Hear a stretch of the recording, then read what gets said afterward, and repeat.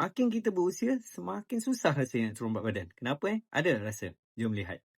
Apabila kita dah berusia 30 tahun ke atas, badan kita sebenarnya mengalami satu proses namanya sarkopenia. Sarkopenia ni apa? Sarkopenia ini adalah proses penyusutan otot badan kita. Jadi setiap tahun badan kita akan menyusut 1 ke 2% otot setiap tahun.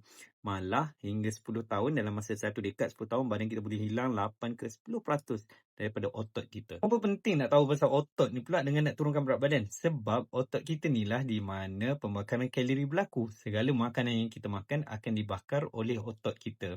Jika otot kita berkurang, maka kuranglah pembakaran kalori. Yang kita biasa dengar metabolisme. Kat sinilah di otot kita ni lah bergantungnya metabolisme kita, di mana pembakaran kalori harian kita berlaku. Semakin kita berusia, otot kita semakin merosot dan juga pembakaran kalori harian kita juga akan makin merosot. Sebab tu kita makan macam dulu, tak boleh nak turun berat badan balik.